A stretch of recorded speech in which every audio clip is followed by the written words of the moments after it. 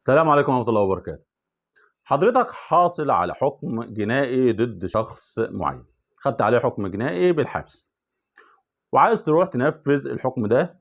المباحث او بتوع التنفيذ ما بيعرفوش ينفذوا على الشخص، او بمعنى اصح بيكسلوا منهم ينفذوا احكام. في الحالة ديت ازاي تجبر المباحث انها تنزل تنفذ الحكم بتاعك؟ عايز تعرف الاجابة؟ تابع طبعا من حضرتك معايا الفيديو للاخر، وما تنسنيش من اللايك وعمل متابعة للقناة عشان يوصلك كل جديد.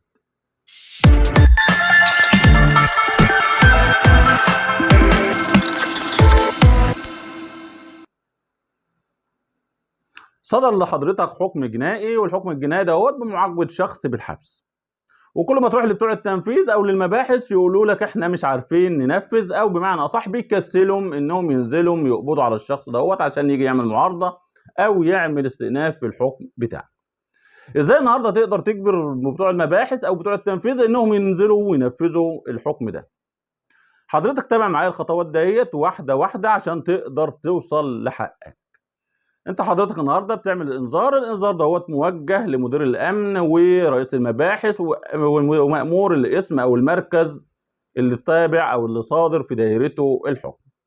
الانذار ده هو مضمونه انك حضرتك بتقول لهم يا جماعه انا مش عارف انفذ الحكم دوت، وانتوا حضراتكم المنوط بكم انكم تنفذوا الحكم، فانا ببعت لكم الانذار دوت بنذركم فيه انكم تنفذوا الحكم الصادر ضد الشخص فلان. وطبعا ما تنساش انك ترفق في الانذار دوت صوره رسميه من الحكم الصادر بالحبس، وضبط واحضار من النيابه اللي صدر في دايرتها الحكم.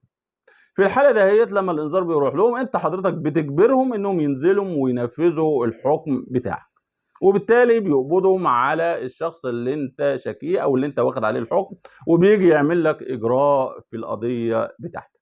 خلصت المعلومه بتاعتنا النهارده، ويا رب تكون كانت مفيده، ولو مفيده حضرتك شير الفيديو على اوسع نطاق عشان غيرك يستفيد. والسلام عليكم ورحمه الله وبركاته.